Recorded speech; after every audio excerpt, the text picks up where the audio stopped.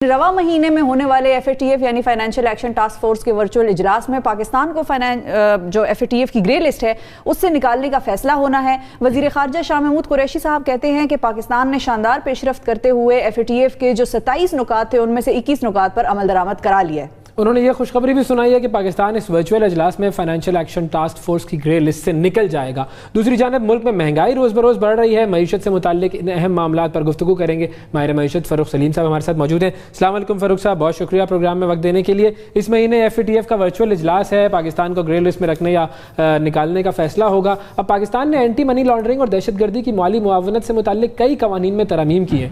शाह महमूद कुरैशी साहब कहते हैं कि पाकिस्तान ग्रे लिस्ट से निकल जाएगा। आप इस बारे में कितने पुरुमीद? और दूसरी चीज़ ये भी कि फरवरी 2020 में FATF ने यह तस्लीम किया था कि पाकिस्तान ने टास्क फोर्स की जानिब से जो दिए गए 27 मुतालबात थे उनमें से 14 पर अमल दरामद कर दिया है। तो अब बाकी मुतालबात पर कितनी पेशरफ्त हुई है? देखिए, हमें ग्रे लिस्ट में डाला गया था जून 2018 में जी। और उस वक्त एक एक्शन प्लान दिया गया था।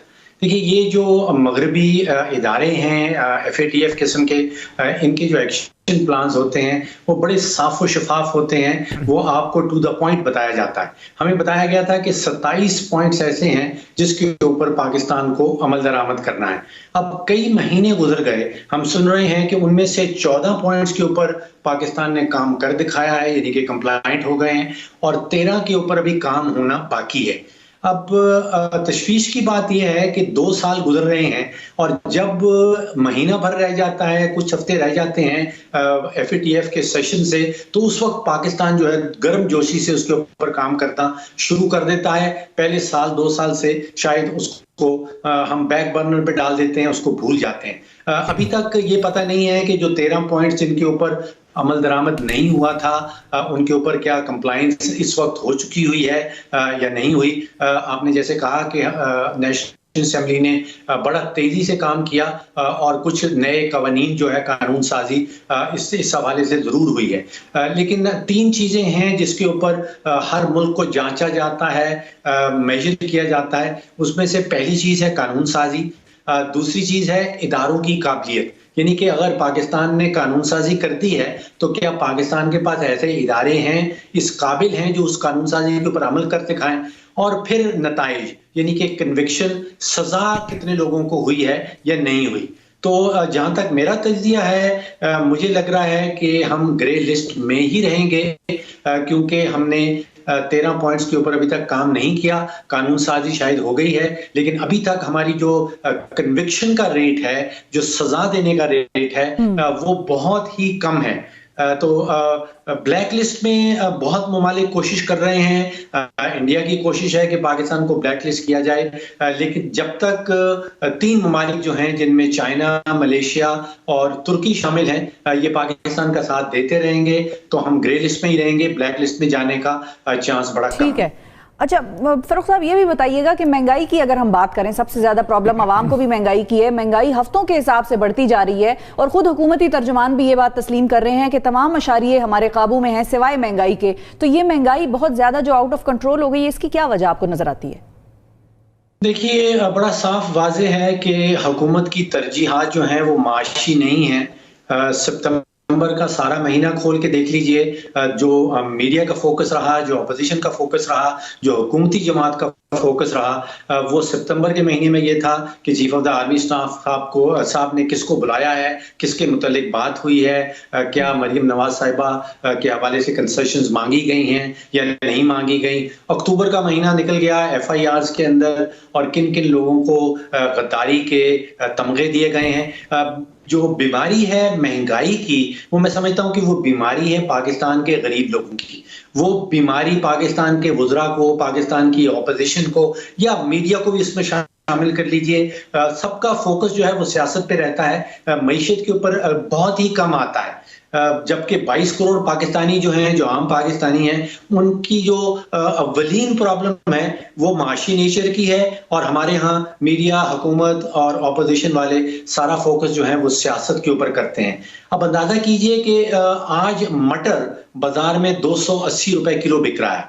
टमाटर पूछने जाएं तो 200 रुपए में बिकता है। सब लाल मिर्च मैंने हैरान रह गया हूं कि 600 रुपए किलो बिक रही है।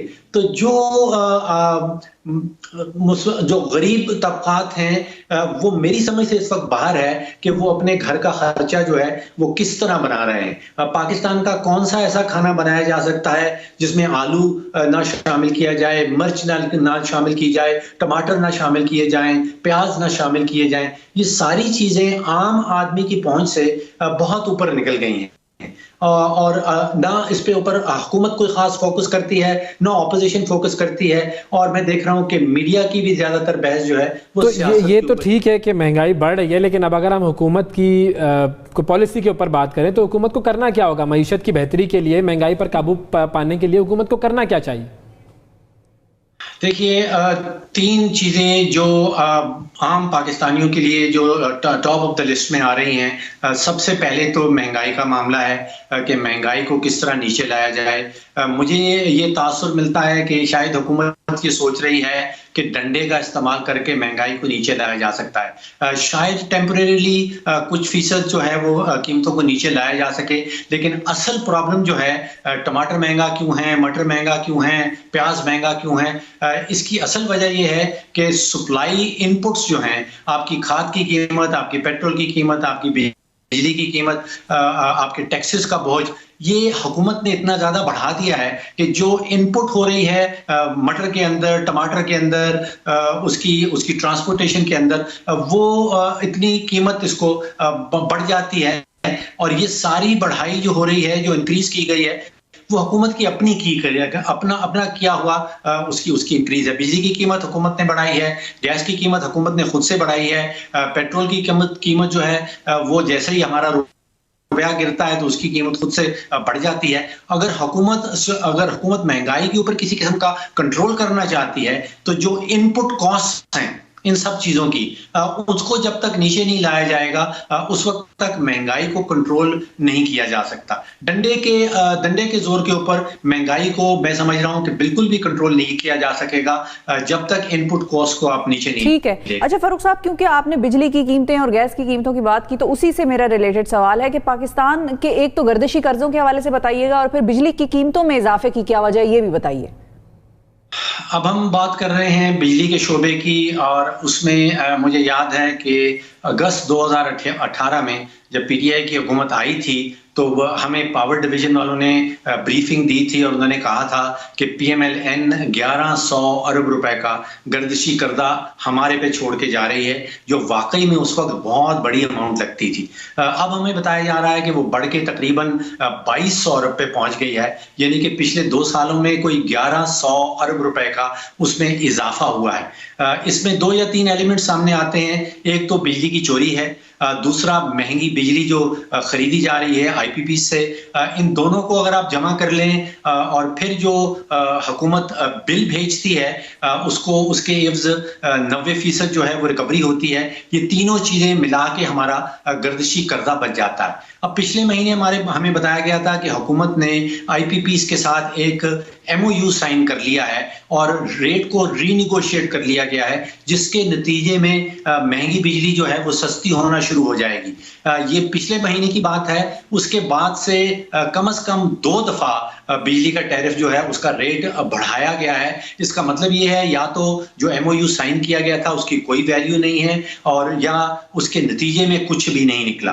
तो जब तक हुकूमत चोरी के ऊपर कंट्रोल नहीं कर पाएगी, जब तक हुकूमत जो है महंगी बिजली के ऊपर कंट्रोल नहीं कर पाएगी और जब तक जो बिलिंग हो रही है उसका सिर्फ 90% वसूल किया जाएगा, ये गर्दिशी कर्जा जो है ये बढ़ता चला जाएगा। और ये एक आप समझिए कि बॉम्ब है जो टिक कर रहा है, टिक टिक टिक टिक कर रहा है और किसी दिन फट सकता है और इसका बहुत ठीक है जी, ठीक है। बहुत शुक्रिया अदा करेंगे नाजरीन फारूक सलीम साहब का।